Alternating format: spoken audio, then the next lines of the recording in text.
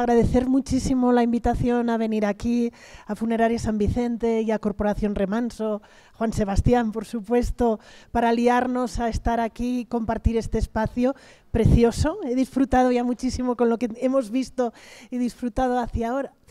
Y vamos a cambiar un poco de tercio, igual no hablaremos tanto de duelo, pero sí que vamos a hablar del contexto en que morimos y en que puede realizarse o no puede realizarse el duelo. Y para hacerlo elegí este título, que queda un poco largo, que es hablar de la muerte para vivir y morir mejor. Y de hecho, corresponde al título de un libro, lo habrán visto por ahí fuera, un libro que escribí muy enfadada. Es un libro que es como una rabieta que tenía cuando la pandemia, yo creo que la pandemia nos ha marcado y nos ha reorientado muchas veces.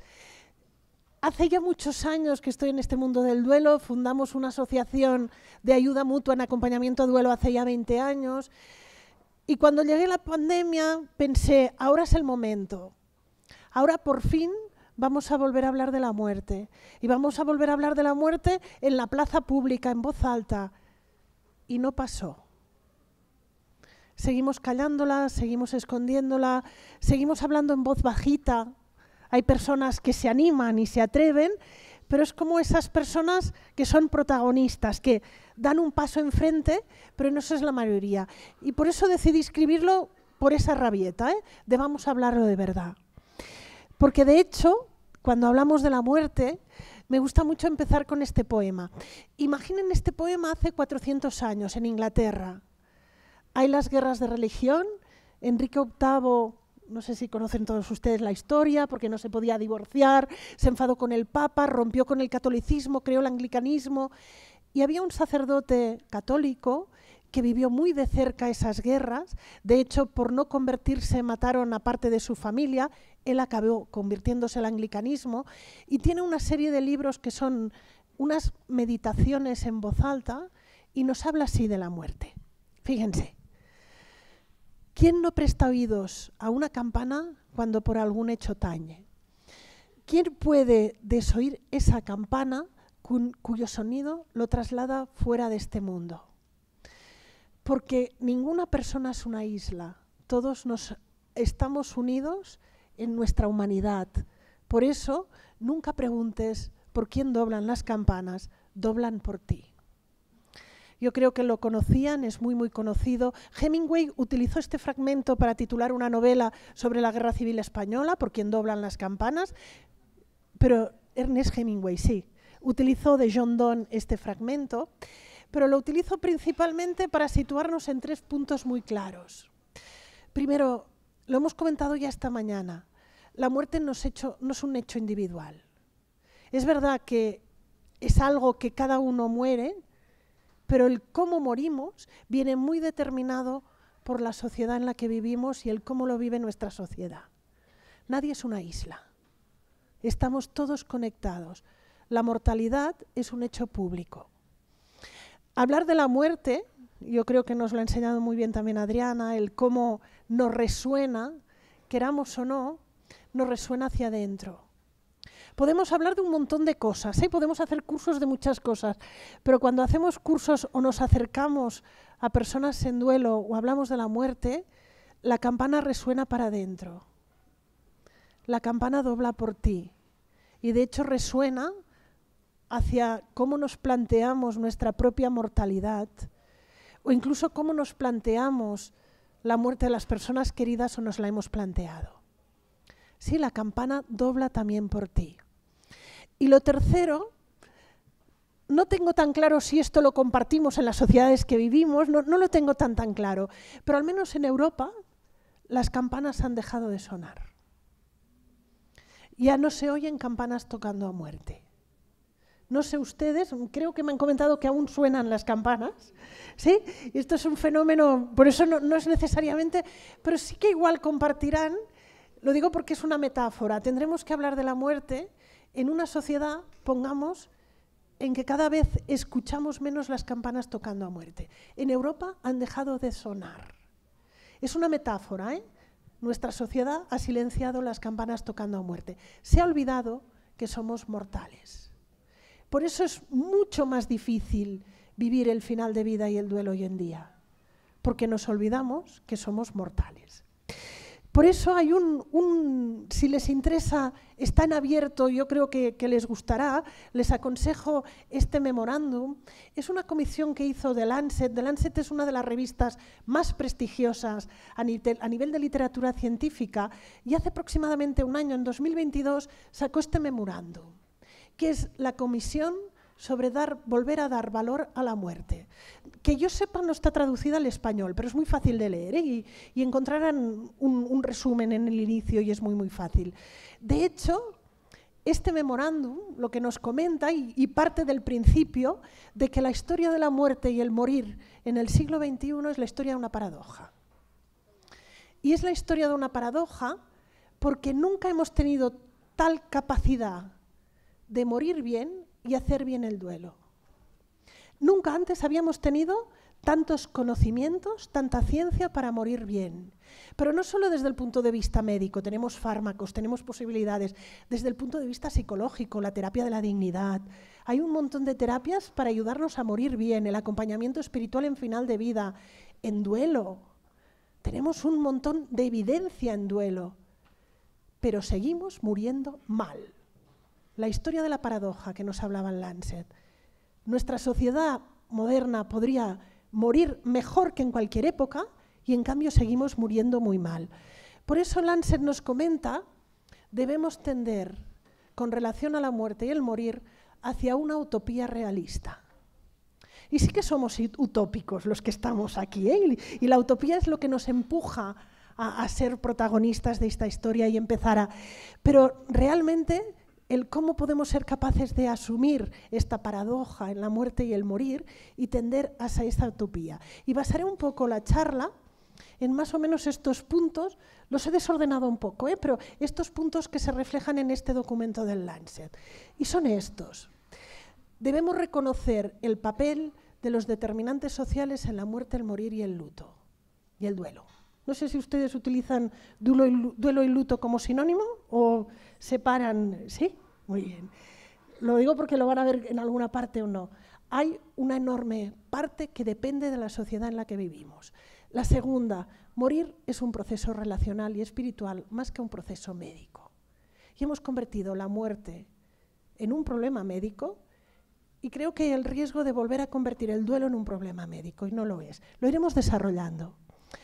Las redes de atención, las redes sociales, las comunidades organizadas deben liderar y sostener a las personas en final de vida y a las familias y a las que están en duelo.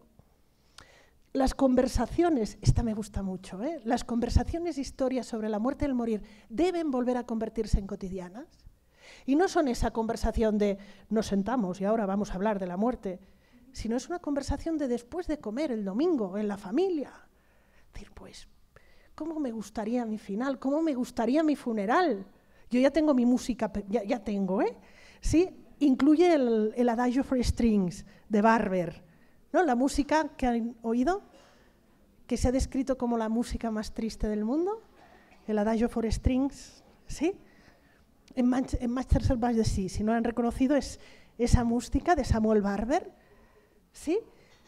Pues esa música está ahí. Entonces mis hijos me dicen, pero mamá, que tu entierro, en lugar de un entierro va a parecer un concierto. Digo, pues es igual. Ya pondré una para bailar. Las conversaciones deben volverse frecuentes y cotidianas. Y lo último, debemos reconocer todos que cuando la muerte es inevitable, la forma en cómo morimos es fundamental. Y muchas veces, al no reconocer la muerte como inevitable, morimos mal y es parte de ese mal morir. Pero vamos a ir empezando uno a uno, el papel de los determinantes sociales en la muerte, morir y el duelo.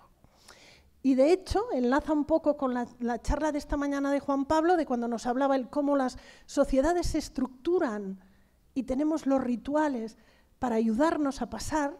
Lo comentaba, hay un libro muy famoso de Yalom que decía el mirar al sol, no sé si lo conocen, el mirar a la muerte, porque utiliza una frase de Rochefoucauld que decía, ni al sol ni a la muerte se pueden mirar cara a cara.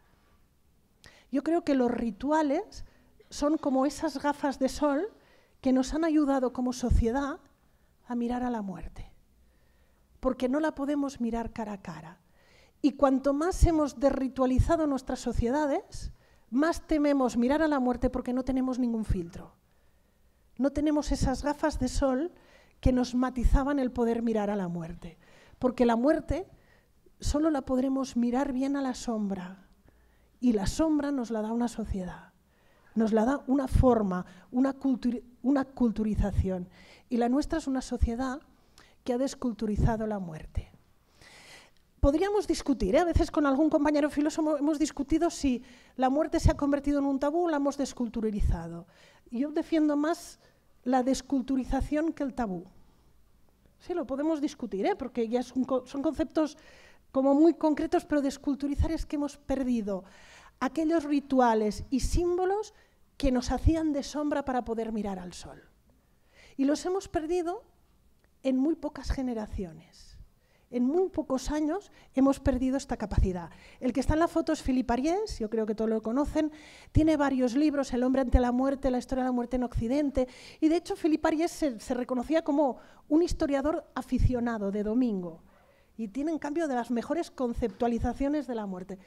De hecho, Philippe Ariès nos hablaba el cómo, lo comentábamos esta mañana, el cómo desde el inicio de la humanidad el intentar entender la muerte y de hecho es entender la vida nos ha acompañado a lo largo de los años.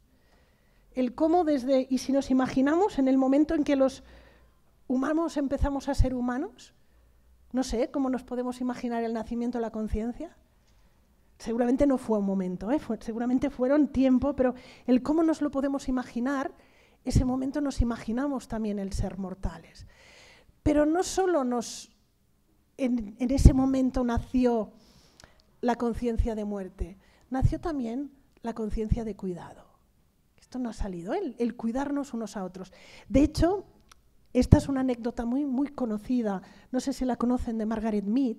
Es una anécdota verbal, seguramente no la escribió en ninguna parte, me gusta mucho ver de dónde salen las referencias.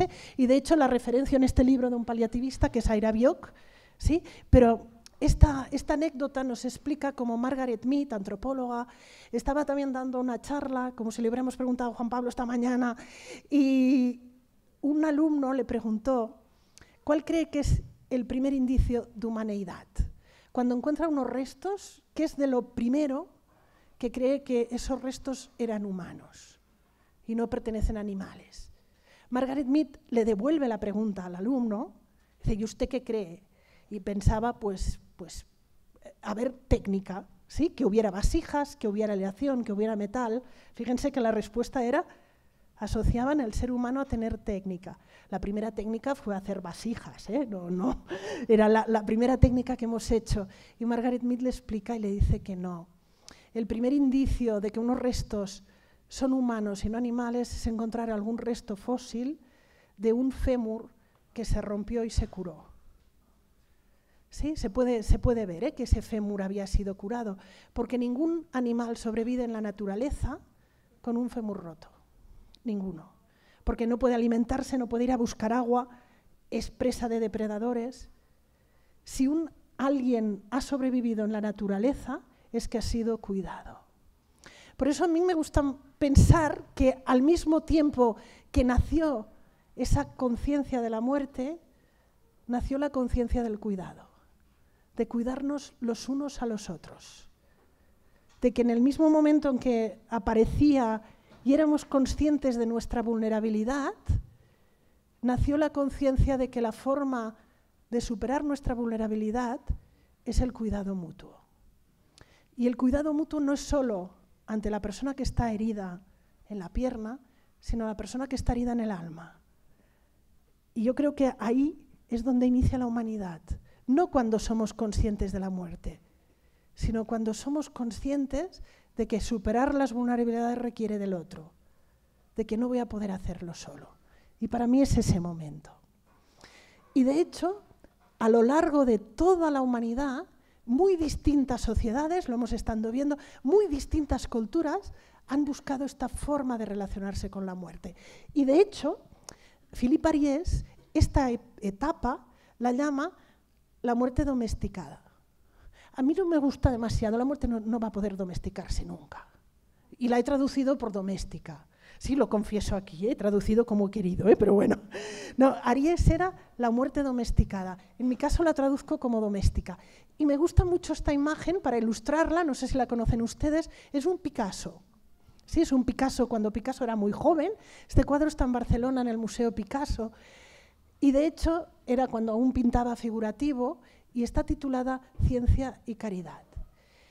Y pongo siempre esta imagen como ilustrativa de la muerte doméstica, porque siempre lo comento, en esta imagen hay dos niños.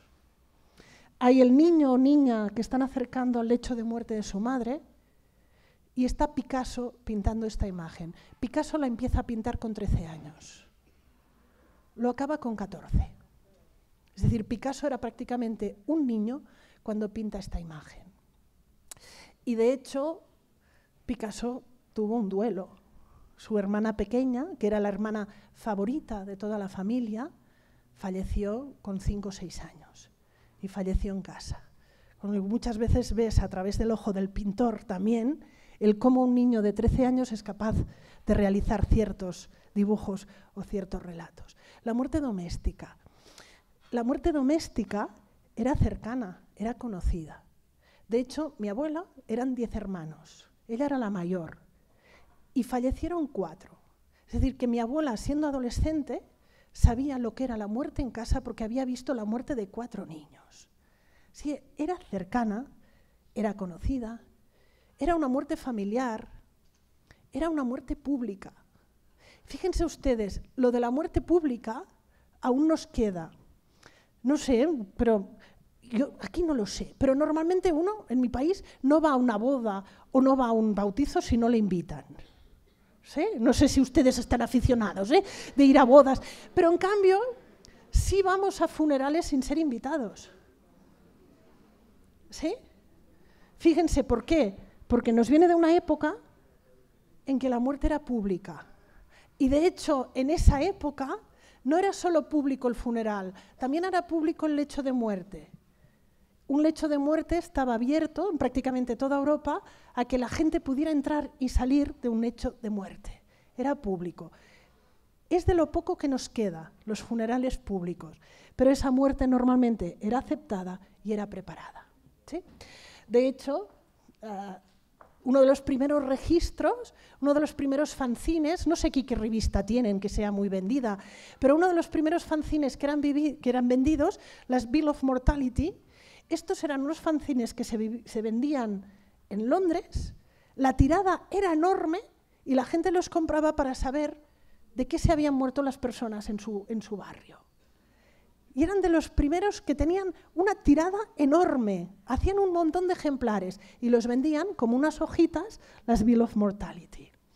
De hecho, era una muerte, como lo describe Solzhenitsyn, no lo sé pronunciar muy bien porque es un nombre ruso, ¿sí? Que decía, era una muerte sin fanfarronadas, sin aspavientos, aceptada.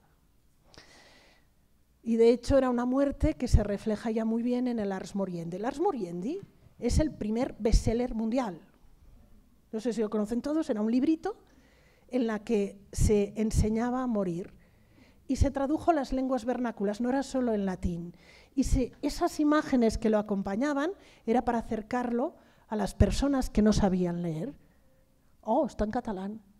Siempre hay alguna que se me pasa, no, la reviso, pero al final no. El Ars Moriendi era una forma de enseñar a morir y fue un bestseller medieval. Pero hay un momento en que hay una inflexión, en que esa forma de morir aceptada, preparada, cercana, familiar, por muy diversos factores, algunos los comentaremos y algunos no nos da tiempo, hay una inflexión. Y mucha gente considera este cuento, yo creo que lo conocen, La muerte de Ivan Illich, como el primer punto de esa inflexión, porque es la primera vez que leemos una conspiración del silencio. No habían aparecido entonces. Hasta ese momento se consideraba positivo que la persona estuviera preparada y tenía que estar informada para acercarse a la muerte y el morir. Pero fíjense entonces, como aquí, a Ivan Illich se le esconde que se está muriendo. Y ese grito de Ivan Illich que dice, hagan el favor, que ustedes lo saben, yo lo sé, hablemos de ello. Y es de las primeras veces que hay una inflexión en la muerte y el morir. De forma que la muerte, a veces, en nuestras sociedades, se ha convertido casi solo en un rumor. Algo que pasa a los otros, pero que no me pasa a mí. Son diferentes factores los que nos llevan a convertir la muerte en algo escondido, en algo que no es frecuente. El primero, seguramente hay factores muy vinculados a la que la gran mayoría de nosotros nos vamos a vivir a ciudades, y a ciudades grandes. Y fíjense ustedes, no sé en su casa, pero en la gran mayoría de casas, por ejemplo, un féretro no cabe. Ya no, es imposible poder velar un muerto en la propia casa. Y necesitamos crear espacios donde velar a los muertos. Y normalmente ya son espacios más alejados, ya no son en el centro de nuestra intimidad, en nuestra casa. Ya es un sitio que lo alejamos. La segunda, muy ligada al gran desarrollo científico-técnico, es la medicalización de la muerte. Hay un momento en que la muerte se convierte en un problema médico. Y gran parte de veces va asociado a decisiones médicas el momento de morir. Fíjense ustedes que es como si pudiéramos controlarlo, cuando es algo que no puede ni domesticarse ni controlarse. Pero lo que sí que produce es una enorme ambivalencia médica social.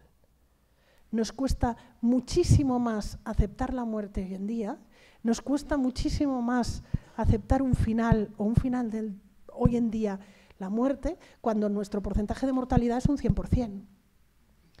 Y fíjense en las series médicas, no sé si les gusta, no son como las películas que nos has enseñado.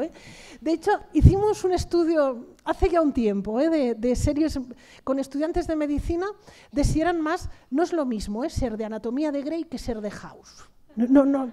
Yo no sé qué médico preferirían, No.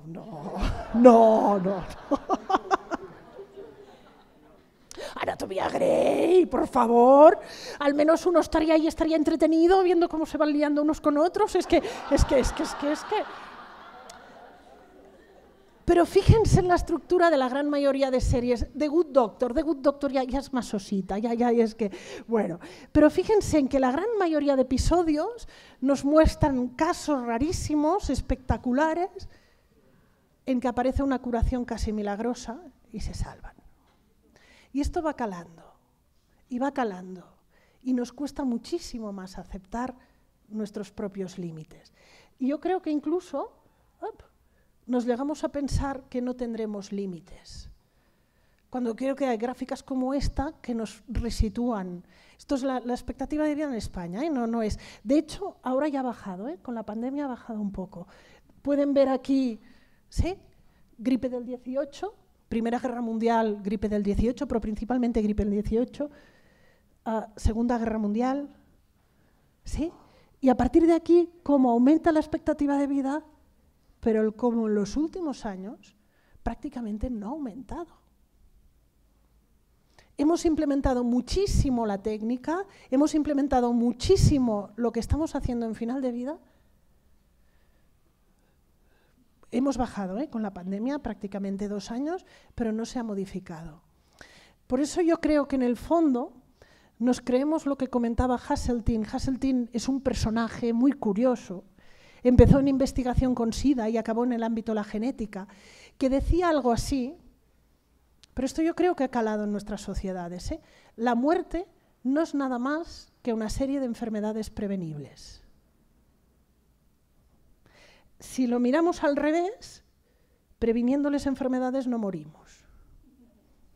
Y fíjense que la mayor no nos la creemos. La premisa mayor, si preguntamos a cualquier persona si cree que es inmortal, nadie lo va a creer. Pero la premisa menor normalmente nos la creemos. ¿Cómo va a morir alguien hoy en día de una infección de orina? ¿Cómo va a morir alguien ahora de una neumonía? Y fíjense que todo esto va cargando al duelo. Fíjense que el que nos cueste más morir hace que nos cueste mucho más hacer los duelos.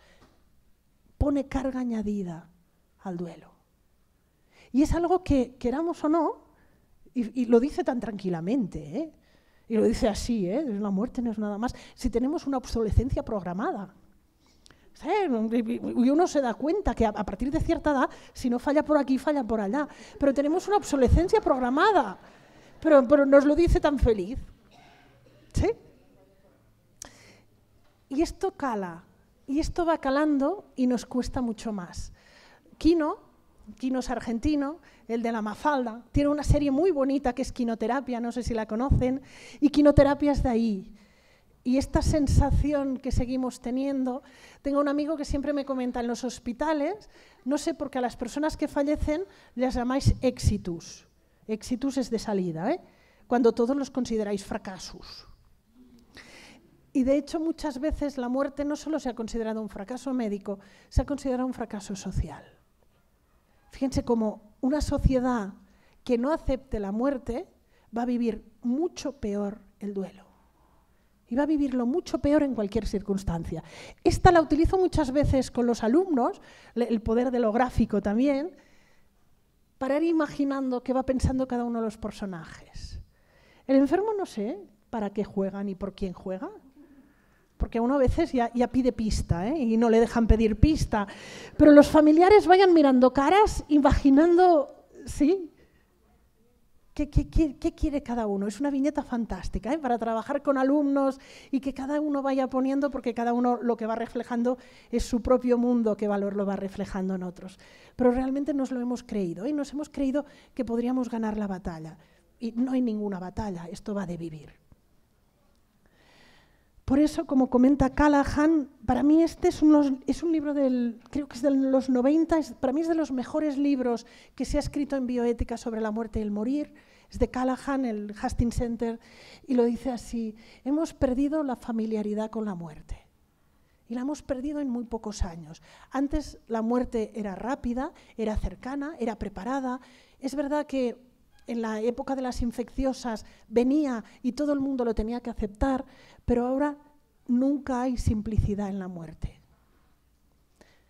Es muy difícil que haya muertes en paz. La gran mayoría de muertes requieren decisiones médicas añadidas y fíjense ustedes que el tener que decidir es una carga añadida. Porque en cierta manera cargamos a las personas con decisiones de después. Yo muchas veces lo digo, no hay simplicidad en la muerte y eso hace que no haya simplicidad en el duelo. Que el duelo hoy de por sí, en una sociedad en que la muerte no es simple, es ya más complejo. Y una cosa añadida, el poder tener más opciones no nos quita el miedo, nos ha aumentado el miedo. Yo diría que en nuestra sociedad hay tanto miedo a morir como miedo a morir de una determinada manera. ¿Sí? Si hablan con muchas personas, tienen miedo a morir con tubos, en un hospital. Y eso se ha añadido el morir lejos de los tuyos, morir solo. Sí, pero esta es nuestra sociedad. Y unida a esta parte más de que hemos medicalizado la muerte, nuestras sociedades, no sé si aquí lo compartirán o no, nuestra sociedad posmoderna ha perdido los grandes relatos.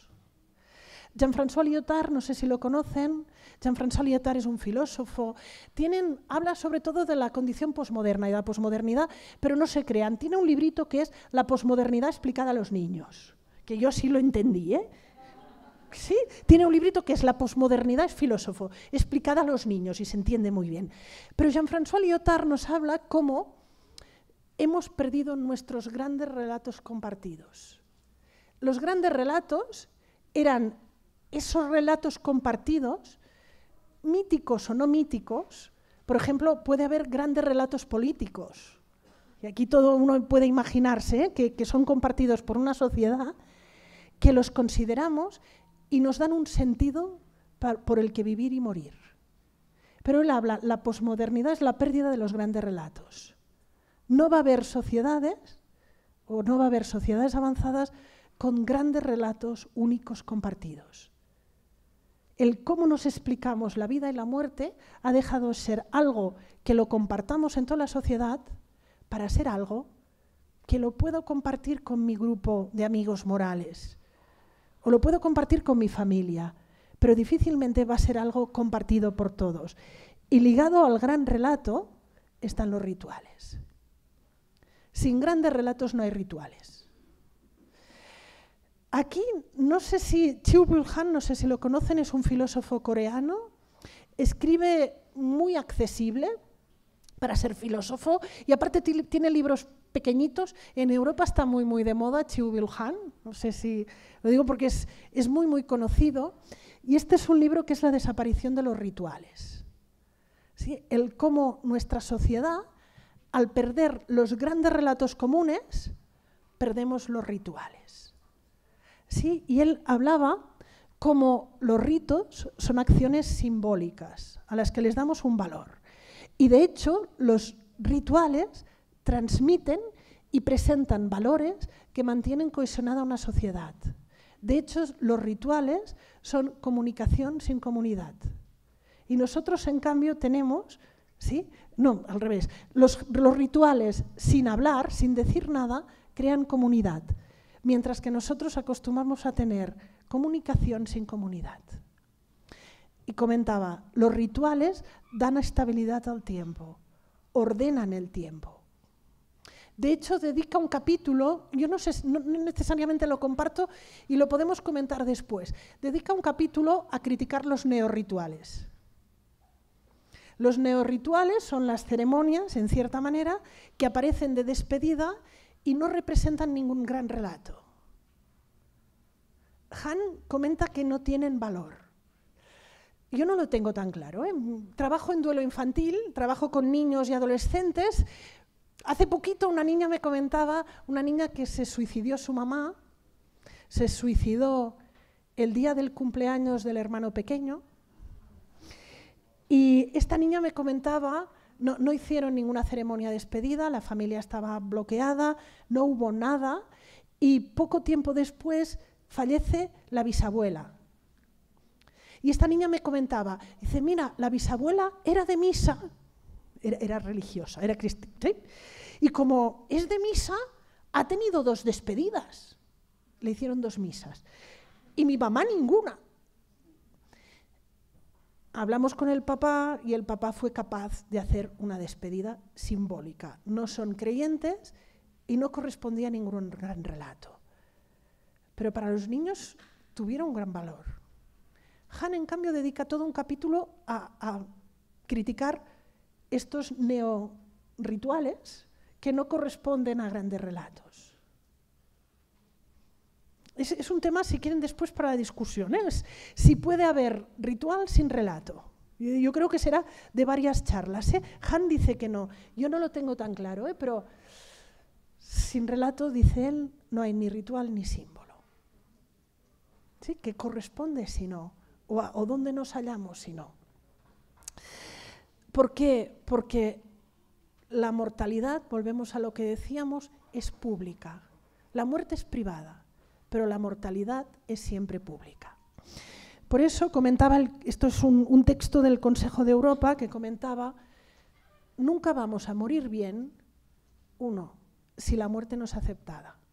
Y en nuestra sociedad, lo hemos comentado, nos cuesta muchísimo más aceptar la muerte.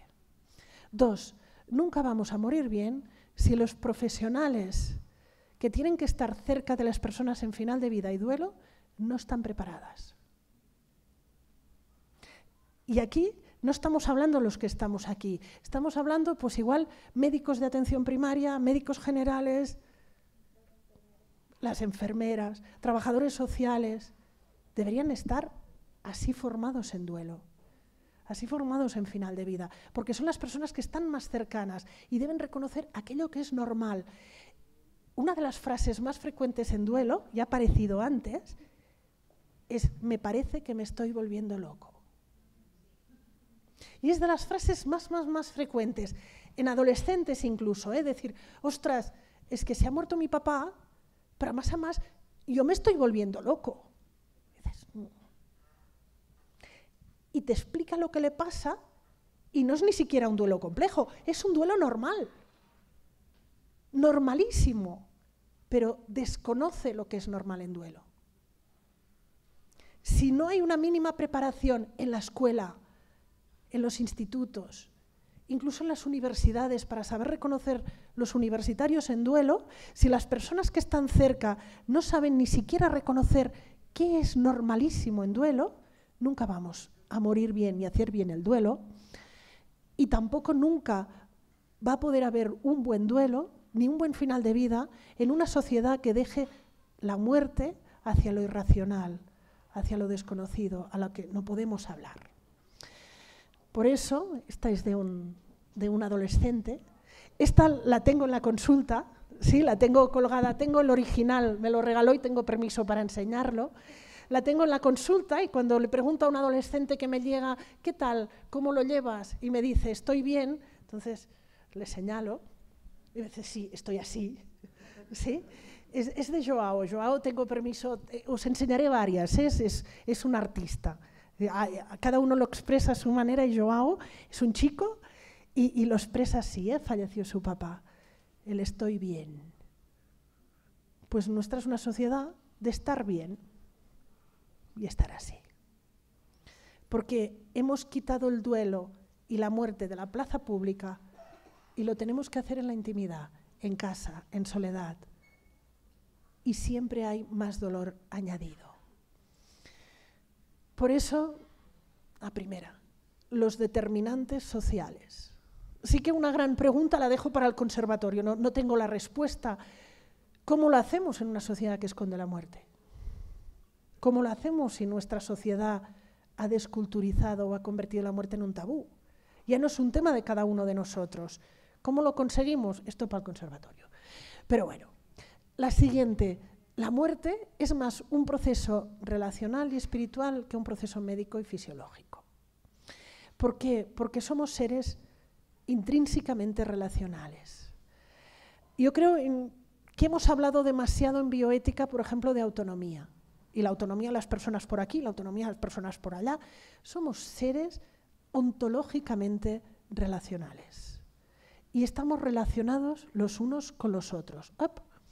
Por eso tener que vivir la muerte en soledad y el duelo en soledad es lo que Philippe Ariès llama la muerte salvaje. Esta muerte medicalizada, esta muerte más técnica, Philippe Ariès la llama la muerte salvaje. ¿Por qué? Porque yo creo que, no lo creo yo, lo creen otras personas, que tenemos un enfoque muy positivista de la medicina. Muy positivista de forma que hemos creído la ilusión tecnocientífica, que nuestra idea de progreso, fíjense que cada sociedad ha tenido su idea de progreso.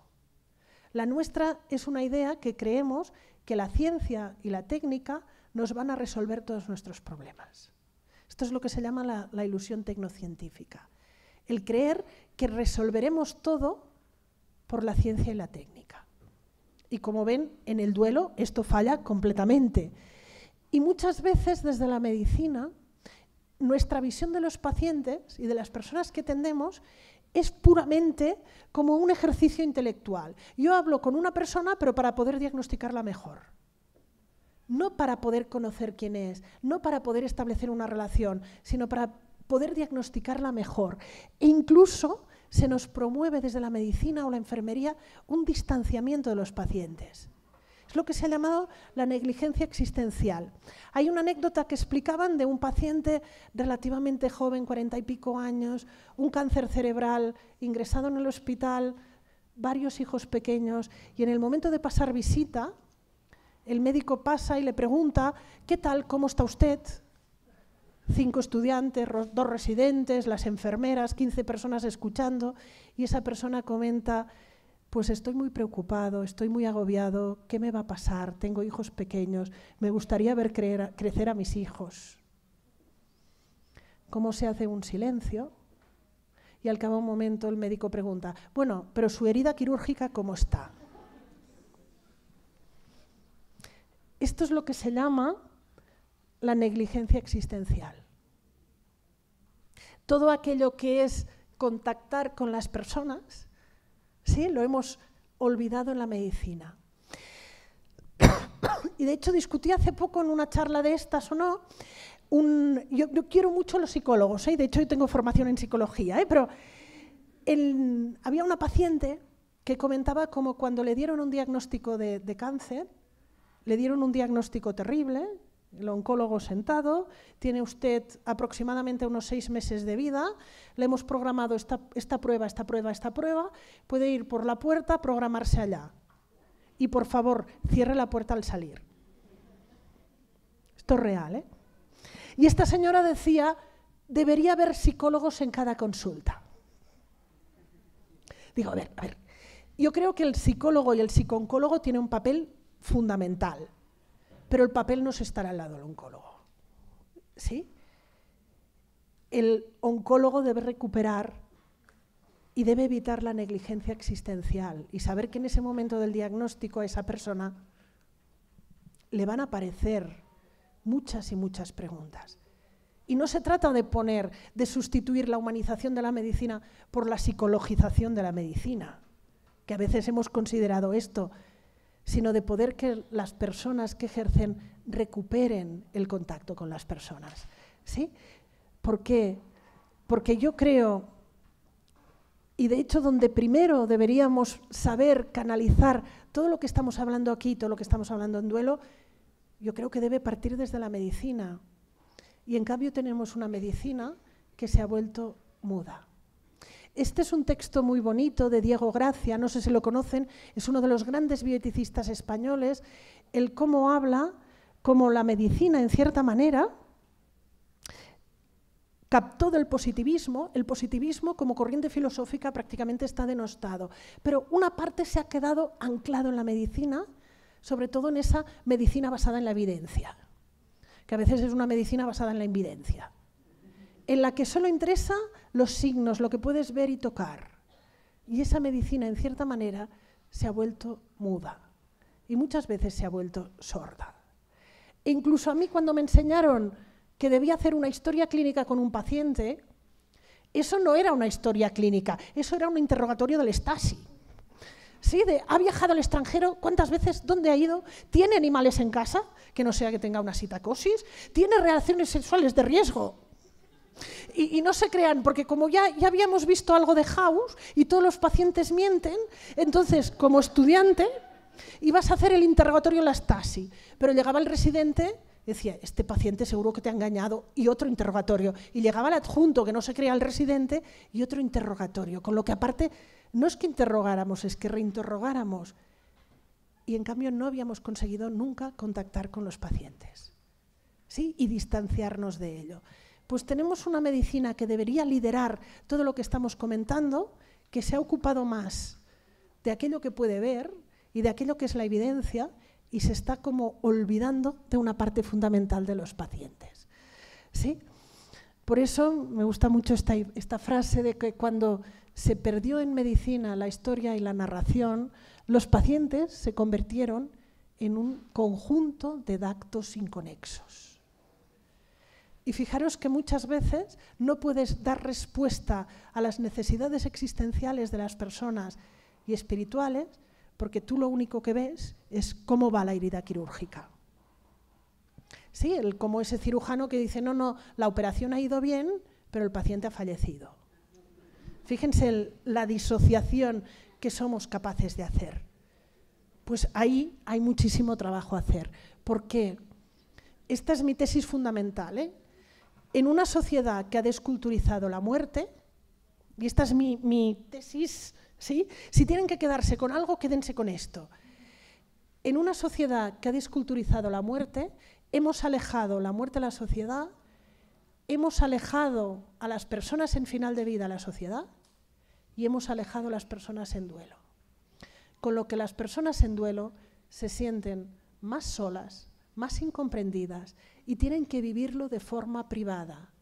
Y recuerden, somos seres relacionales, no estamos hechos para vivir privadamente y menos para vivir privadamente momentos de dolor. Nacemos, recuerden a Margaret Mead, con el cuidado. Somos hechos para compartir, con lo que desculturizar la muerte aumenta el sufrimiento en final de vida y en duelo. Tengo protagonista. Porque sigue con Joao, estas imágenes son de él, tenemos que ponernos esa careta para seguir funcionando. Y vamos funcionando así. Y las personas en duelo tienen que salir de casa funcionando así. Porque si no, a los 2 meses puedes encontrarte a alguien que diga, pero aún estás llorando. Decir, perdón, pues uno va con la careta y la careta se aguanta como puede. Y hay que ser muy valiente para quitarse esta careta en público en una sociedad que no te entiende. Porque la nuestra, esto es del Fratelli Tutti del Papa Francisco, ¿no? ¿Sí? Francesc es en catalán, que decía, la nuestra es una sociedad analfabeta en cuidar, sostener y acompañar. Fíjense que en nuestras sociedades empezamos a tener un índice de alfabetismo muy alto. Prácticamente todo el mundo ya sabe leer y escribir y estamos muy orgullosos porque somos sociedades que han pasado a... Pero el Papa Francesc nos decía, vigilemos porque la nuestra es una sociedad analfabeta en cuidar, sostener y acompañar. ¿Sí? Esta imagen es muy, muy bonita, es una reproducción moderna del Buen Samaritano. No sé si la ven, es de Christopher Ruan, que es una reestructuración moderna del Buen Samaritano. Por eso me gusta mucho, esto nos lo explicó un alumno del máster de bioética, y me encantó y digo, me lo quedo y lo explicaré donde sea, y me dio permiso. Este alumno es gallego, de Galicia, en la parte del norte de España, de un pueblo muy chiquitito, y él decía, cuando fallecía una persona en mi pueblo, de lo primero que se hacía, pues había las mujeres que limpiaban el cuerpo, pero al momento salía un pelotón de hombres y apuntalaban el piso. ¿Qué hacían? Cogían ¿puedo decir coger? Aquí sí. Vale. Agarraban. Sí. Pero fíjense qué imagen más preciosa. Para mí es de las mejores imágenes del duelo. Agarraban columnas y lo que hacían era trabar toda la casa para que pudieran soportar el peso del féretro y de todas las personas que iban a acompañar el duelo. Es decir, la muerte representa una sobrecarga para esa familia, con lo que como sociedad nos unimos para apuntalar la casa. Apuntalamos a esa familia porque sabemos que en ese momento va a sufrir. Fijaros lo del relacional, lo contrario de aún lloras y no tienes que estar triste y enciérrate en tu casa a llorar, esto es lo contrario. Reconocemos que estar en duelo es una sobrecarga, con lo que de forma organizada, sin que la familia lo tenga que pedir, una brigada de personas van a colocar las columnas que apuntalen el piso, que sostengan esa carga que va a vivir esa familia. Es una imagen simbólica preciosa. Es de las más bonitas que he visto. Apuntalar la casa. La persona en duelo requiere una sociedad, toda una sociedad, que sea capaz de asumir parte de esa carga, que la coloque en ese momento y que la coloque durante el tiempo necesario hasta que estas personas puedan resacar de ahí. Apuntalar el piso. No sé si aquí lo hacían o... Yo no lo conocía, es de la zona de Galicia, pero lo encontré precioso. Sabemos que el duelo es una sobrecarga para una familia. La respuesta como sociedad es apuntalar, es arrimar ese hombro y ayudar a que puedan hacer el duelo, para poder, cuando ese duelo ha pasado, sacar la carga y ellos puedan volver a funcionar por sí solos. La muerte como proceso relacional. Me he pasado la última, lo digo porque he hecho así... Las voy dando para poder acabar con las de hablar. Cuando la muerte es inevitable, la forma como morimos es fundamental. ¿Por qué? Porque hemos pasado de una vida corta y una muerte rápida, una vida corta, sí, era sobre todo en la edad de las infecciosas. Ay, por ejemplo, yo soy pediatra, y durante un tiempo era pediatra normal, quiero decir, atendía a niños, ahora no soy muy normal, pero bueno. Y por ejemplo, cuando diagnosticabas una escarlatina una escarlatina es una enfermedad banal, ¿no? Ni requiere ingreso, requiere un antibiótico oral y para casa. Entonces, sobre todo si había abuelas, se agobiaban y se ponían de los nervios. Y decía, pero si es una escarlatina, le tomas este antibiótico. Hasta que no me acordé y alguien me lo dijo, y mirar que lo había leído, que Meg de Mujercitas, moría de escarlatina. No sé si... Yo había leído, pero no me quedé con eso. Entonces, claro, oían escarlatina ya. Pero es de esta época, de la época en que la vida era corta y la muerte era rápida. Hoy en día aún vamos a encontrar personas de vida corta, muerte rápida. Pero la gran mayoría de nosotros no vamos a morir así. La gran mayoría de nosotros vamos a vivir vidas más largas y muertes más lentas. Y normalmente nos moveremos en dos modelos de muerte. Este es el modelo, por ejemplo, oncológico o de fallo orgánico. Uno cuando le diagnostican un cáncer, sí, normalmente recupera hoy en día, la gran mayoría de cánceres, al cabo de un tiempo recidiva, vuelve a subir, vuelve a bajar, hasta que hay un momento. Y aquí, fíjense ustedes eso que comentaba, ya tendremos que tomar más decisiones. Y hay una carga añadida. Ya tendríamos que apuntalar más el piso porque hay más carga aquí. Ya no será más difícil decidir. Me acuerdo hace poco una niña de 15 años, que a veces también trabajo en duelos anticipados, cuando desde la unidad de cuidados paliativos consideran que hay un duelo de riesgo, ya empezamos a trabajar. Esta niña había fallecido su mamá de un cáncer de mama y su padre tenía un cáncer de pulmón. Sí, y de hecho, aquí le dieron como 5 o 6 veces decirle, es que ya, el papá ya se muere. Y volvía a salir, y volvía a salir, y volvía a salir. Y me acuerdo una de las últimas veces me llegaba esta chiquita sola y dice, pero es que yo creo que esta es la de verdad. Digo, bueno, hablo con tu padre, a ver si... Y mi papá no me dice nada. Digo, hombre, es que ya te lo he dicho todo, yo creo, ¿eh? Pero, entonces hablé con el papá y dice, mire, de lo peor que he hecho en mi vida es hablar con mi hija de que estoy a punto de morir. Y lo he hecho ya 5 veces. Dice, doctora, no creo que lo sabe ya.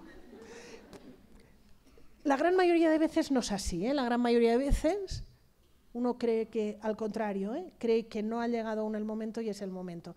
Y esto ya es más difícil. Pero la gran mayoría de nosotros va a morir en este modelo, que es el modelo de la fragilidad. Este modelo empieza por ahí, el día que uno se levanta y empieza a notar cosas que no sabía que tenía. Y decir, ay, ay. Después uno se engrasa y ya se va moviendo, pero dices, ay, la pierna. Ay. Sí, pues es un deterioro muy lento, en que muy poco a poco vamos bajando peldaños, en que muy poco a poco vamos perdiendo facultades, en que muy poco a poco, ¿sí? Mi papá me tiene prohibido, tiene 90 años, tiene prohibido que hable con él de las charlas, pero yo creo que aquí no lo va a oír. Dice, no hables de mí, ¿eh? Digo, no. Entonces, fíjense lo difícil que es, y es un tema que lo hemos hablado al final de vida, y que le gustaría o no, y lo tenemos hablado.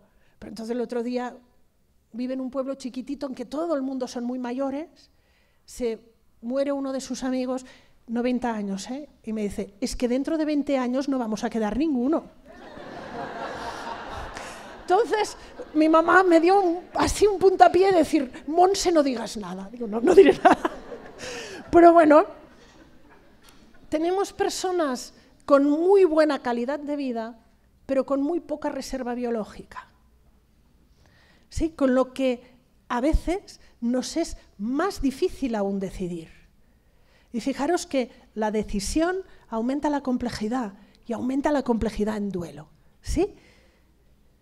Pasamos de una vida corta, muerte rápida, a una vida larga, muerte lenta. Es lo que Callahan, esto es de Callahan, lo llamaba la línea evanescente. Nos va a costar mucho más tomar decisiones en final de vida, porque ya no sabremos muchas veces si estas decisiones valen la pena o no valen la pena. Y esto va a ser cada vez más difícil. No la miraremos, pero esto es un corto, no sé si lo conocen, ¿sí? Si no lo han visto, se lo recomiendo, La dama y la muerte.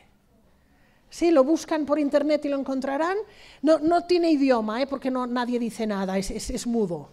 con lo que no. Pero pongan La Dama y la Muerte, yo creo que es de los mejores cortos sobre el cómo, cuando a veces estamos en según qué situaciones, hacer demasiado hace daño.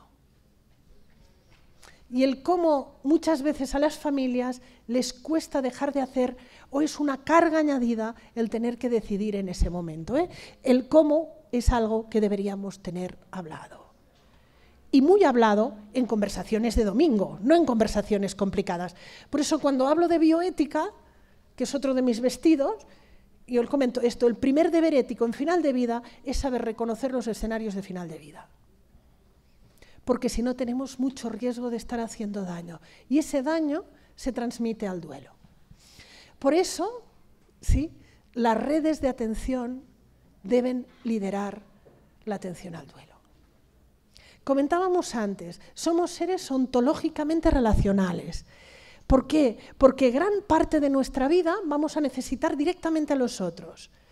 Nuestra niñez, no sé si tienen hijos adolescentes, yo digo, a ver cuándo se acaba la niñez, porque esto parece que no tenga fin, pero necesitamos durante la niñez un periodo muy, muy largo que vamos a necesitar a los otros. En el envejecimiento necesitamos a los otros, no sobrevivimos. Pero todos nosotros vamos a pasar épocas de muy alta dependencia. Se oyen voces, Sí, pero esto de oír voces desde que tenemos la pandemia no es un síntoma psicopatológico, normalmente. Oír voces es que alguien está en una vídeo, pero bueno, sí.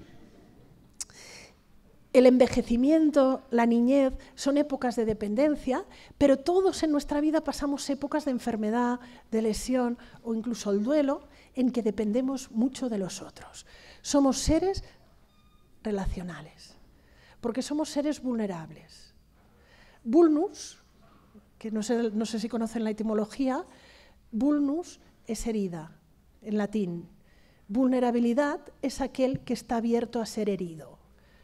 Sí, a veces no me gusta cuando hablamos de decir, es que estamos atendiendo a personas vulnerables. No, estamos atendiendo, hay personas que están viviendo en situación de precariedad y puede haber precariedad económica, familiar, social, pero vulnerables somos todos, porque la vulnerabilidad es una condición humana. Y la respuesta humana desde tiempos ancestrales a la vulnerabilidad era el cuidado.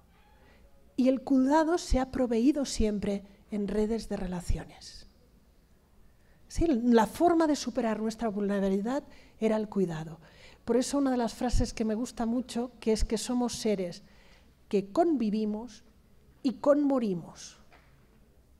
No sé si lo habían oído nunca, es de Jesús Conill. Jesús Conill es un catedrático de Valencia, de filosofía, y comenta siempre mucho que somos seres convivientes, esto lo tenemos claro, no, como hemos comentado, no sobreviviríamos sin el cuidado, y somos seres conmurientes. Toda muerte es una conmuerte, porque somos seres sociales, somos seres de convivir y conmorir. Yo no sé hasta cuándo tengo, yo voy hablando aquí, hasta, pero bueno, sí. Eso es peligroso, pero bueno. De Paul Ricoeur. Paul Ricoeur, filósofo, este es más difícil de leer, tampoco se lo recomiendo para leer, pero Paul Ricoeur es un filósofo personalista francés y tiene un texto muy, muy bonito. Este texto es cuando lo hicieron catedrático honoris causa de la Universidad Complutense. Es un texto un poco largo, pero en ese texto tiene una frase que me encanta. Lo frágil nos hace responsables.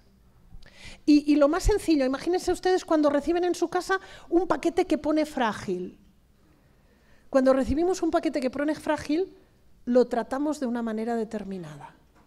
Lo cuidamos de una manera determinada porque sabemos que se va a romper.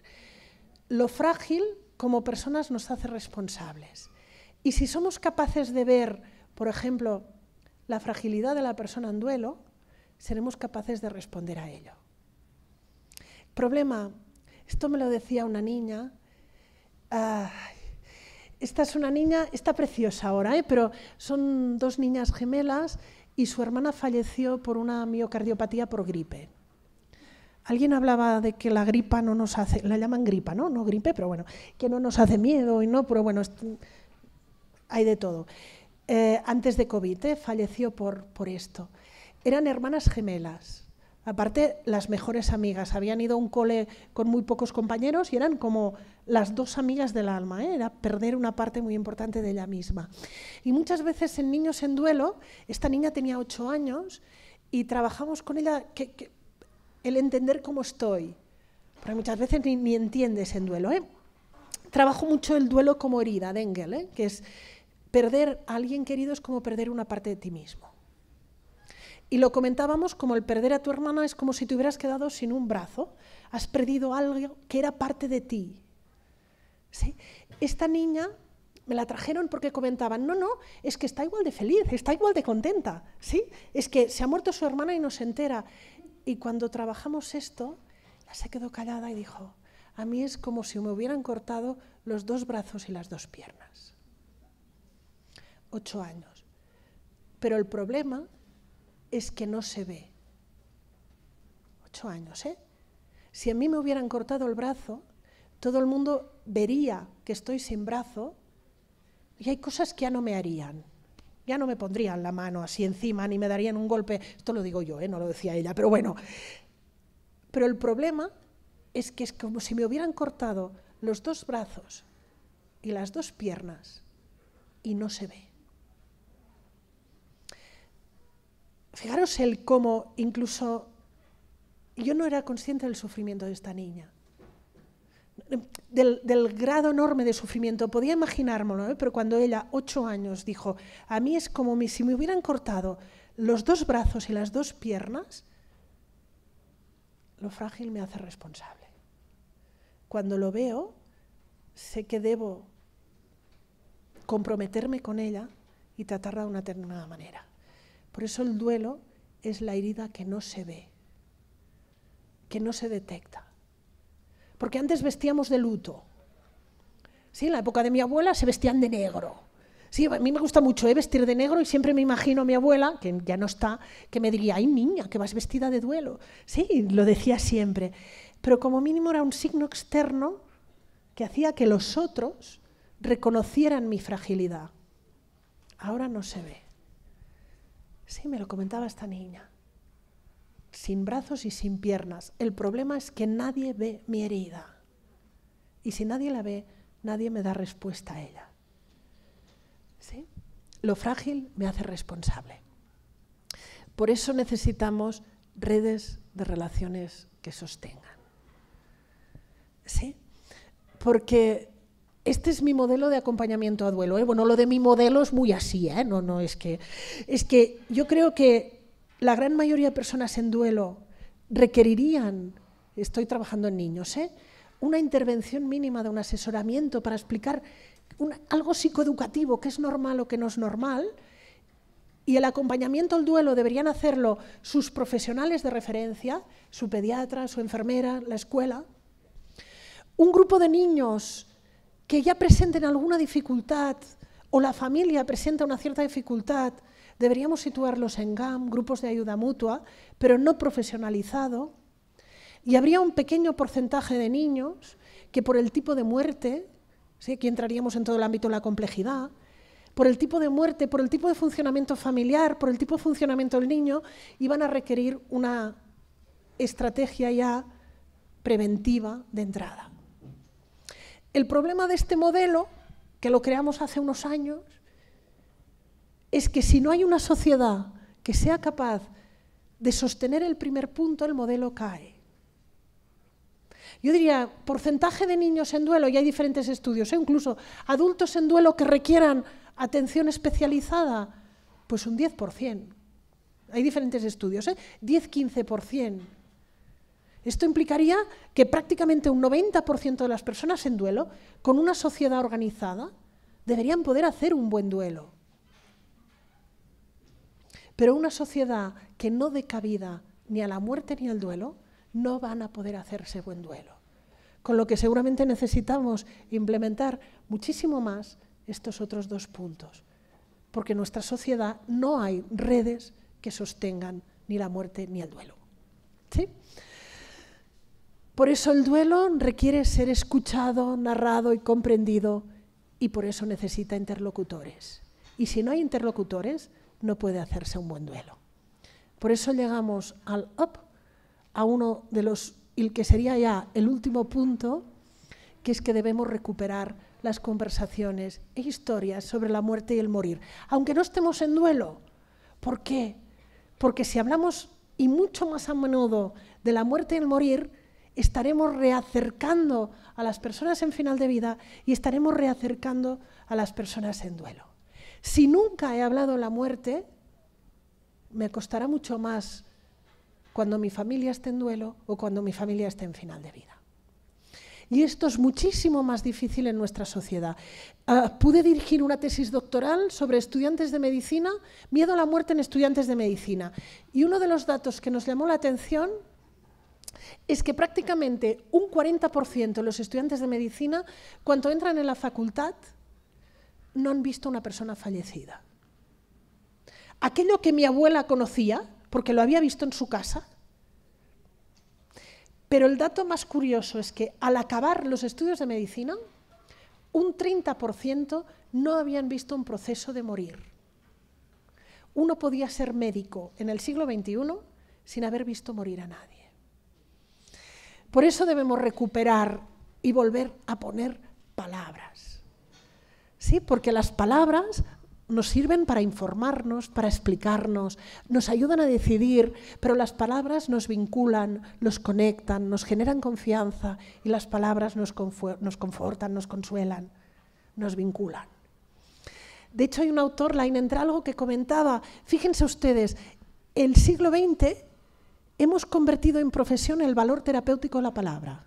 La psicología nace porque reconocemos que la palabra por sí sola tiene valor terapéutico. Pero es como cuando lo hemos profesionalizado, el resto de la sociedad lo ha olvidado. ¿Sí? En el siglo XX hemos convertido el valor terapéutico de la palabra en una profesión, pero es como si la sociedad lo olvidara. Por eso, final de vida y duelo requieren un uso exquisito de la palabra. Si algo debemos hacer es ser en estos ámbitos, y por ejemplo en el ámbito de la funeraria, la palabra es fundamental y las personas les quedan grabadas en ese momento, porque somos seres que nos... no estaba aquí, no es esta aún, aquí venía esta. Porque de hecho las palabras crean realidades. Sí, después volveremos a las anteriores. Wittgenstein, el filósofo, nos decía, no es que el pensamiento genera las palabras, es cuando hablo que hago un ejercicio de ordenar mi pensamiento. Wittgenstein sobre todo trabajó la relación entre palabra y pensamiento. No es que cuando yo esté hablando, esto lo estoy pensando, es que cuando estoy hablando, estoy generando pensamiento. ¿Sí? La relación que hay entre palabra y las palabras nos sirven, por ejemplo, para distraernos, para abstraernos, para tomar distancia de aquello que no podríamos soportar en ese momento. Las palabras nos sirven propias y ajenas. Como hemos mirado la película y hemos oído, nos ha generado emociones. Hemos tomado prestadas las palabras. Las palabras nos ayudan a resignificar. Los humanos podemos hacer una cosa preciosa. No podemos cambiar el pasado, pero podemos volver a visitar el pasado y si cambiamos las palabras, cambiamos su significado. Resignificar es que podemos visitar algo que ya ha pasado y cambiar el significado que tiene. No podemos cambiar lo que hemos vivido, pero podemos cambiar el significado que le damos. ¿Sí? Resignificar. Yo creo que lo va a hablar bastante mejor que... Hay un momento que no podemos, si fuera tan sencillo, pero como la casa quemada, cuando la casa está acabado de ser quemada, no puedo revisitarla, me voy a quemar de nuevo. Me voy a hacer mucho daño si la voy a visitar de nuevo, porque está quemada, está caliente. Tendré que esperar para poder volver a visitarla. Y a veces, como igual me quemé cuando la revisité, prefiero no volver a habitarla. Pero resignificar es que puedo cambiar el significado de aquello que he vivido. Por eso necesitamos y mucho volver a hablar. ¿Sí? Y volver a hablar implica, fijaros que esta mañana hablábamos que somos seres que tenemos rituales. Después comentaba que somos seres que cuidamos. Y hay otro autor que dice, básicamente, somos seres que nos explicamos historias. Somos seres que nos narramos, que nos explicamos a nosotros mismos. ¿Por qué? Porque las historias, que seguramente nacieron en ese momento, explicarnos historias nos conecta. Somos seres narrativos. Por eso, esta es una referencia que encontré en el libro de Wilson, Génesis. Wilson es un etólogo que se dedica a las hormigas y a estudiar, murió hace poco, a estudiar poblaciones de hormigas, Edward Wilson. En su libro Génesis hay una referencia sobre el estudio de tribus indígenas. La referencia a las tribus indígenas son muy difíciles de pronunciar, no diré cuáles, pero en este estudio hacía referencia como en tribus indígenas, durante el día, hablan lenguaje de día. El lenguaje de día es analítico. Planificamos, pensamos, tomamos decisiones, cómo vamos a cultivar, cómo vamos a canalizar el agua para hacer un cultivo, cómo vamos a pescar, qué necesitamos para pensar. Es un lenguaje analítico. Pero cuando llega la noche, se cambia el lenguaje de noche. Y el lenguaje de noche es narrativo. Y se empiezan a explicar historias. Y se empiezan a explicar mitos y símbolos. Y se narra, y leyendas, y cuentos. Fíjense ustedes, lenguaje de día, lenguaje de noche. Final de vida y el duelo requieren un lenguaje de día que sepa qué es lo que estoy pasando, qué es lo normal, qué es lo que no normal, pero requiere conectar con el lenguaje de noche. ¿Cuál es mi historia? ¿De dónde vengo? Lenguaje de día, lenguaje de noche. Yo pensaba, en nuestra sociedad, como tenemos tantas luces, hemos perdido el lenguaje de noche. Es muy bonito esta. Y yo creo que seguramente necesitaríamos el lenguaje que cada uno ponga lo que quiera, del amanecer o el anochecer. Cada uno lo interprete como quiera, no diré lo que es, si un anochecer o un amanecer. Pero seguramente acercarnos al duelo requiere esto, ser capaces de... Uno de los textos que me he pasado antes, no volveré a ellos, Gomal Anzón, bueno, sí vuelvo a él. Gomal Anzón es un filósofo español, para mí es de los mejores filósofos españoles vivos, relativamente joven, 50 y algo. Tiene una tetralogía que es muy, muy bonita, que es la tetralogía de la ejemplaridad. Les he puesto hace un rato un texto de él, de Aquiles en el gineceo. Tetralogía de la ejemplaridad... Son 4 libros y el mensaje es: no puede construirse una sociedad sin una idea pública de la ejemplaridad. Nuestras sociedades han guardado lo ejemplar para lo privado, ¿sí? Y no puede construirse. Acabo de resumir 4 libros de filosofía, pero bueno. El primer libro es Aquiles en el gineceo, el mito de Aquiles. Aquiles, la profecía le dice que va a ir, que puede ser inmortal, pero que si va a la batalla va a fallecer. Y lo esconden en un gineceo. Y Aquiles tiene que plantearse, ¿quiero una inmortalidad escondido o una muerte heroica en la batalla? Sí, Aquiles en el gineceo. El texto ese que les puse de la mortalidad es pública y la muerte individual es de Aquiles en el gineceo. Pero Gomal Anzón, poco después de escribir esto, fallece su padre. Y fallece su padre de una enfermedad banal. Se operó de una hernia inguinal que se complicó y fallece. Y tiene este texto, El inconsolable. Y es precioso, si lees los 2 textos, Aquiles en el gineceo y El inconsolable, dice, no lo ha escrito la misma persona. Porque Aquiles en el gineceo es filosófico, es lenguaje de día. El inconsolable es lenguaje de noche. Es el filósofo ante la propia pérdida. Y tiene este fragmento. La persona, el hombre, ¿sí?, es un ser... Es una entidad temporal en continuo devenir. Por eso se resiste a ser comprendido por las ciencias naturales. Fijaros que cuando preguntamos a alguien quién es, no dices, mide 1,70 m, pesa tanto. ¿Sí? No lo describimos por las ciencias naturales. Cuando preguntamos a alguien quién es, solo el género narrativo apresa esa esencia. Se hace cargo del antes y del después. Cuando queremos saber más de alguien, Preguntamos quién es, cuál es su historia, cuál es su vida, cuáles han sido sus duelos, cuál es su biografía. Los seres humanos solo nos podemos entender y hacernos entender a partir de las narraciones, porque somos seres narrativos. El lenguaje de día nos ayuda a sobrevivir. No sobreviviríamos sin técnica, no sobreviviríamos sin lenguaje de día. La ciencia y la técnica nos ayudan a sobrevivir, pero la narración nos ayuda a vivir y a encontrar el sentido del por qué vivir.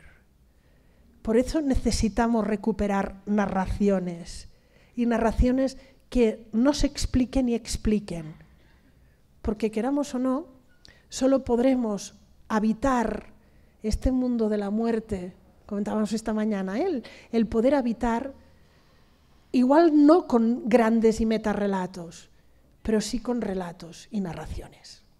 ¿Sí? El amanecer o el anochecer. Hannah Arendt. Ninguna filosofía, análisis o aforismo puede compararse en profundidad, intensidad y riqueza de significado con una historia bien narrada. Por eso necesitamos conversaciones que reincorporen el sufrimiento, la muerte, el duelo y la pérdida. Y necesitamos volver a hablar, volverlo a hablar en casa.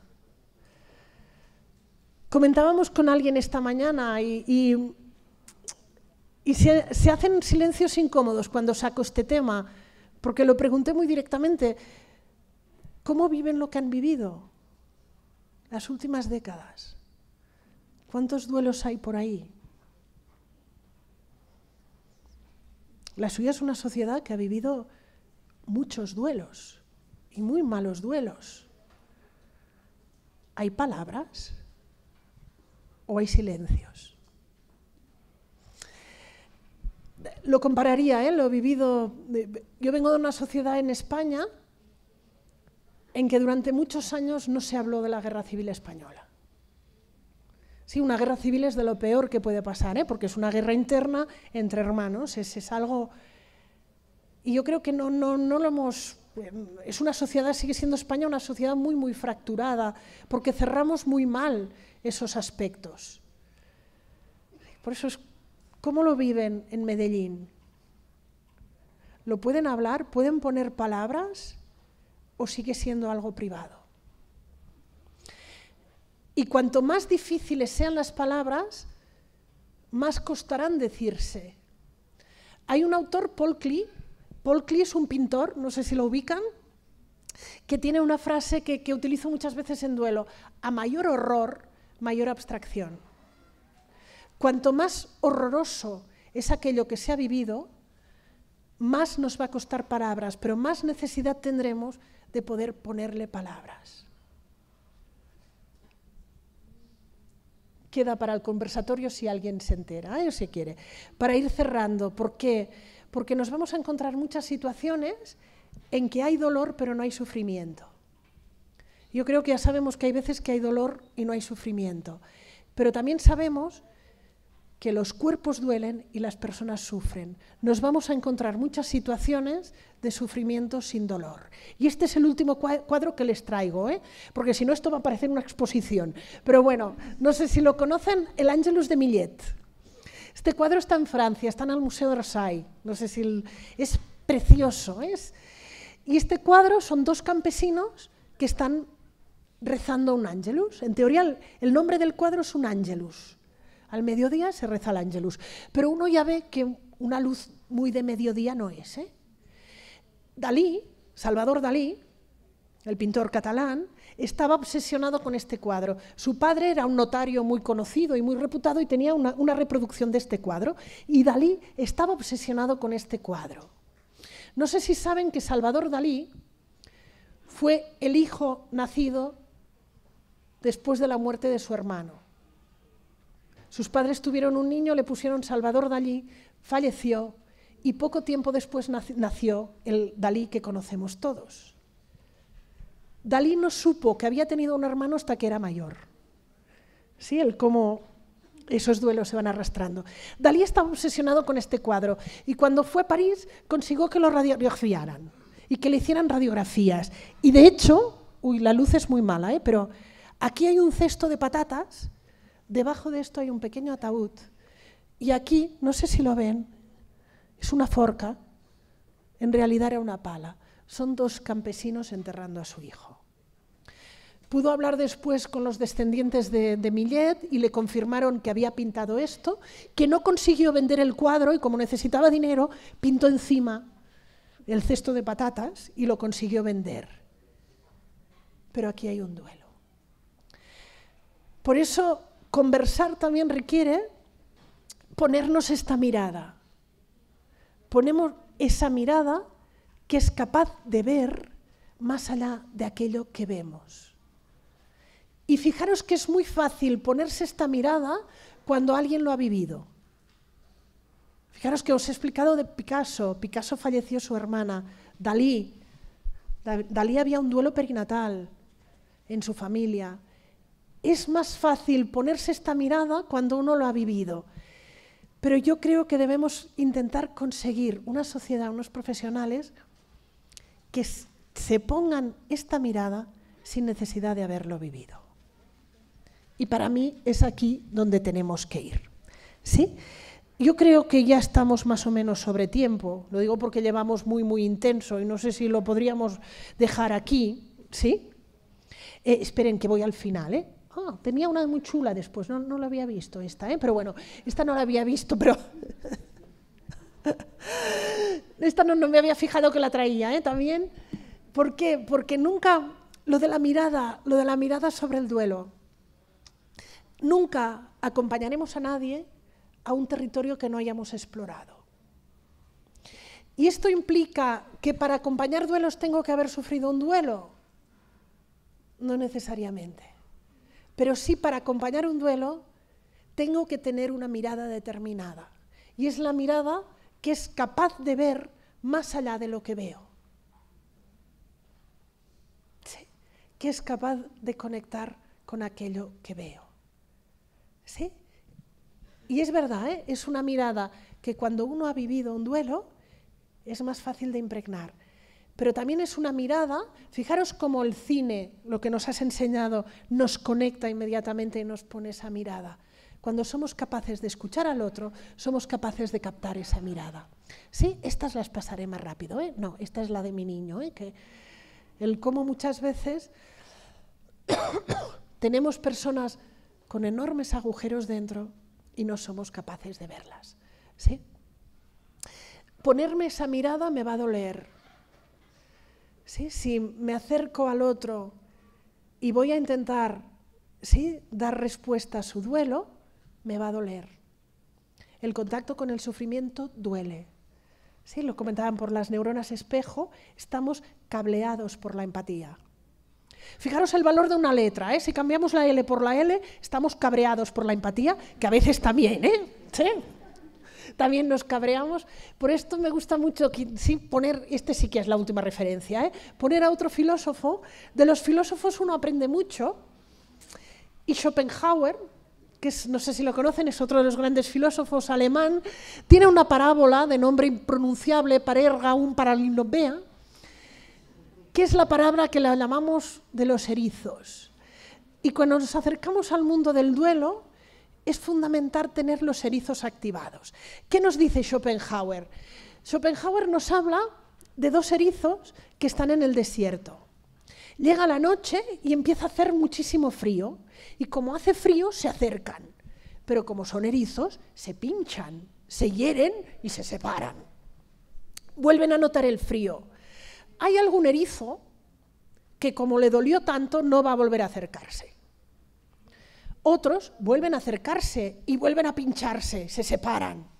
Y por ensayo-error alguno consigue encontrar la distancia óptima, que es aquella distancia que estoy suficientemente lejos para no pincharme y suficientemente cerca para notar el calor del otro y que yo pueda transmitir mi calor. Conversaciones difíciles y acercarnos a personas en situación de sufrimiento requiere que tengamos activada nuestra parte de erizo. Esa distancia en que yo note que me estoy hiriendo y voy a tener que separarme algo, pero si me separo mucho, el otro no va a notar mi calor. Los erizos de Schopenhauer, que nos van a poder ayudar. ¿Sí?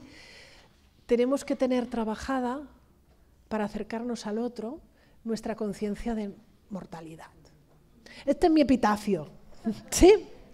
Tengo 54 años, lo digo porque si van a estar así contando de a ver qué edad tengo, nací en el 69, lo pongo allí. Espero morir en eso. Mis padres y mis abuelos fueron muy longevos. Yo llevo muy mala vida, me calculo 80. Pero estoy dispuesta a negociar por más y por menos. ¿Sí? Pero confieso que soy mortal. Y que quiero seguir siendo mortal. No hay nada que me imagine peor que vivir para siempre. Y como llevo muy mala vida y rondo mucho, para mí me imagino la muerte con el poder descansar. Para mí esta es la imagen de mi muerte. Y un alumno me dijo, ¿cuál es esa película? Gladiator, que no la he visto. Pero entonces me fui y dije, pues te vas al final. Y he visto el final de Gladiator, que sale, pero es en blanco y negro, el mío es más bonito. Sí. Acercarme al otro en momento de elevado sufrimiento, final de vida y muerte, requiere que tenga muy trabajada mi conciencia emocional, que tenga muy trabajada mi distancia y muy alerta para cuando me estoy acercando, y requiere que este sea un territorio que haya visitado, con la imaginación, ¿cómo nos lo imaginamos? Porque si yo mismo tengo muchos miedos, voy a transmitir miedo. ¿Sí? Es cómo he incorporado mi fragilidad y mi herida, cómo he incorporado mi capacidad de ayudar o de no ayudar. ¿Sí? Porque solo desde mi vulnerabilidad voy a ser capaz de acercarme a la vulnerabilidad del otro, aunque no lo haya vivido, aunque no lo haya pasado. ¿Sí? Y no necesariamente este es un territorio común, este es mi territorio. Y desde mi territorio que tengo explorado, puedo acercarme a otros territorios. Y sobre todo, voy a necesitar gestionar muy bien el sentido y la espiritualidad. Porque ya no tenemos relatos compartidos. Porque los rituales no necesariamente responden a relatos. Y Han nos dice, los rituales que no responden a relatos son vacíos, no se sostienen. No nos ayudan a encontrar sentido a lo que estamos viviendo. Y Frankl, creo que lo conocen todos por El hombre en busca de sentido, pero si les gusta leer un poco más, les aconsejo El hombre doliente de Frankl. Es un libro muy, muy bonito. Decía, vigilemos. ¿Está en catalán? ¿No? Sí. Sí, no son faltas, es que está en catalán. La dimensión espiritual es la dimensión constitutiva de la persona. Frankl respondía a Freud, que fue su maestro, y decía, no somos los humanos, sí que tenemos instintos e impulsos, pero no somos personas porque tenemos instintos e impulsos. Esto lo compartimos con los animales. Somos personas porque nos abrimos a la espiritualidad. Y esta también es una asignatura pendiente de nuestra sociedad. Tillich decía, ser espiritual implica andar apasionadamente en busca del sentido de la vida y mantenerse abierto a las respuestas que puedan conmoverme profundamente. Para mí es una buena definición de espiritualidad, andar por la vida apasionadamente en busca del sentido y mantenerme abierto a aquello que me llega. No se puede acompañar el duelo sin ser esperanzado.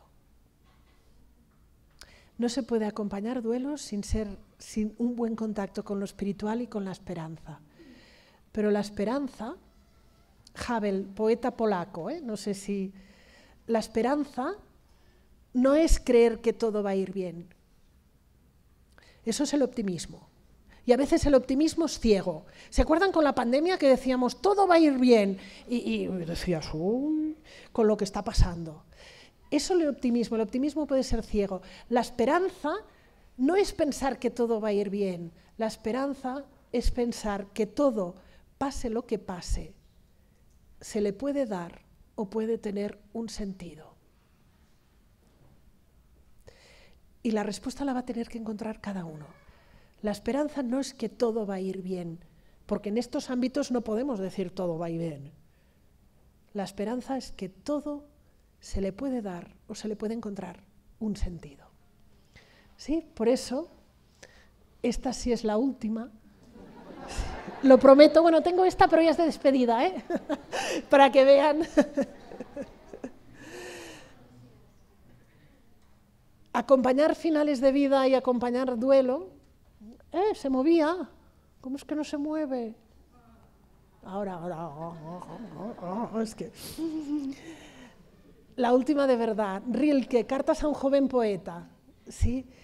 Rilke, poeta él mismo, y escribiendo a otro joven poeta que le pedía consejo, decía: ten paciencia con todo aquello que no está resuelto en tu corazón. Intenta amar las preguntas mismas como cuartos cerrados y libros escritos en un idioma extraño. No busques ahora las respuestas que no se te pueden dar, porque no podrías vivirlas. Se trata de vivirlo todo. Vive ahora las preguntas. Acercarnos a la muerte y el morir, en otras épocas teníamos filtros, teníamos sombras, teníamos gafas de sol, teníamos sociedades que nos daban ya las respuestas, que no tenía cada uno que buscarlas. Estábamos como más abrigados.